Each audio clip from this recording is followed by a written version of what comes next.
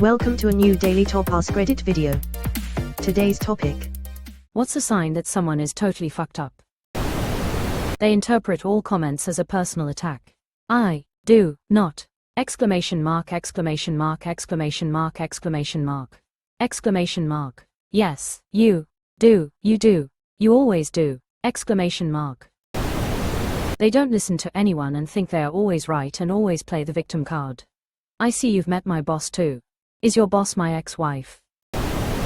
They fail to take accountability. Every call to take accountability equals an attack. I hire an accountant to do it for me, does that count? Close, honest mistake on your part. What you need is an accountability buddy. An endless supply of so horror stories, and you realize they're still together. Sorry, what does so mean in that context? Significant other. Sales order. Imagine going back to the same supplier time and time again, but they keep causing problems, getting bent out of shape about making sure the product is pure, mix-ups with the cartel, and the brother-in-law. They are always RHE victim. And they blame someone else for this, but not themselves. So in short, anyone that is narcissistic. There's a saying in my family, if you know you're a bit crazy, you're good. It's the people who think they're completely sane you gotta watch out for. Quote, one time when I called myself crazy or was angry I was crazy, my psychiatrist told me as long as I am wondering if I am crazy, I am not, because the ones that are too far gone, what people degradingly call crazy, don't know it. Crazy people don't think they're crazy, that's what makes them fucking crazy. Pretty sure I heard Jim Jeffries say it in one of his specials because my inner monologue can only recall this in an Australian accent. They won't budge or accept defeat on any matter, no matter how trivial the situation may be. They might claim that any loss is due to a rigged system, and try to insist that their opponent is cheating at all times. And have an orangish appearance tears of joy. They'll use and abuse others not giving it a second thought, and they can't seem to grasp why they're the bad guy. May they know and don't care. Lack of empathy seems to be a big one now. People think tempathy only matters when it's directed towards people they like. Edit, tempathy should be empathy. I don't proofread my comments. Tempathy, the ability to feel the temperature of something just by looking at it. Is that the ability to place yourself into someone's core temperature, or just temporary empathy? Lots and lots and lots of posts on social media. My personal experience is that the more they post, the more self-conscious and insecure they are.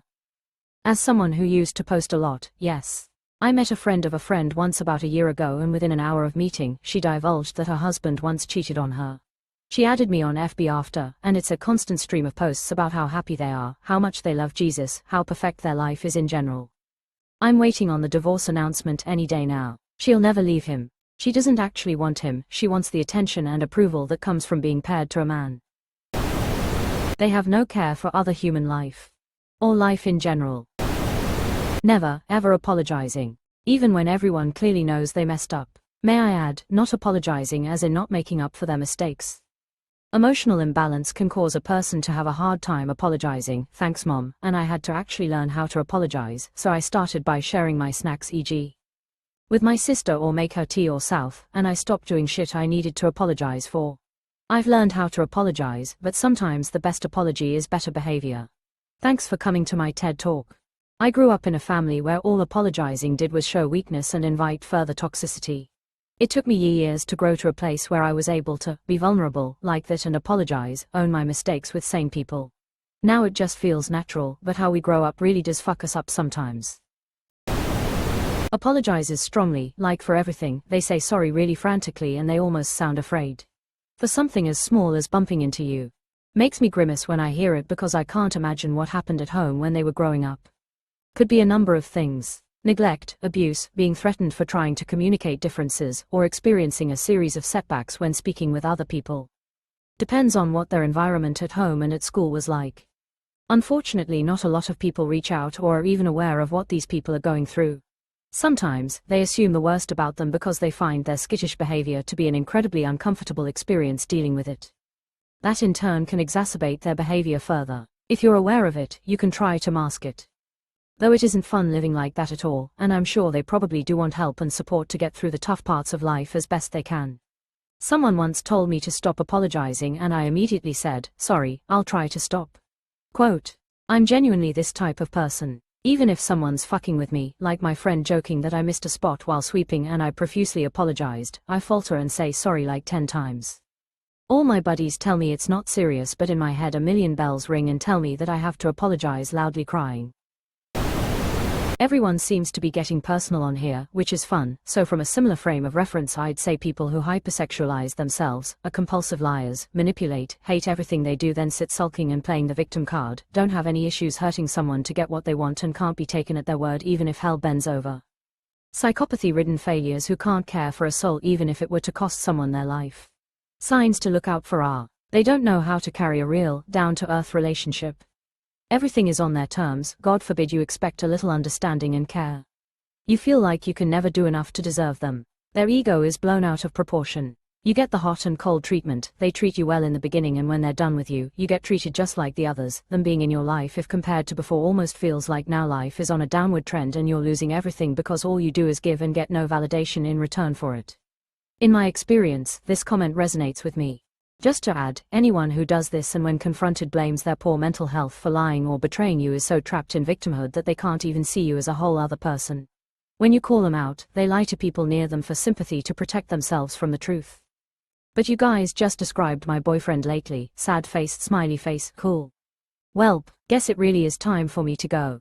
Damn, the above comment and this one perfectly capture my last relationship. I went with it for so long because she had a rough childhood and I really wanted to give the benefit of the doubt. Later on I learned that the problem is one of opposites. They'll project their negatives onto a significant other, while the significant other is projecting their positives onto them and giving them passes for shitty behavior because of these projected redeeming traits. Really sad situation, skeptical smiley face. When they pour tomato ketchup over a spoonful of coffee granules, then munch it happily cause they like the assault on their taste buds. Totally fucked up. This is oddly specific. Is there a story here? Excuse me, this comment reminds me of an ex I had who would munch on lemons like apples, peel and all. I asked him to stop and he gave some sort of similar response, to the effect that his taste buds enjoyed the pain.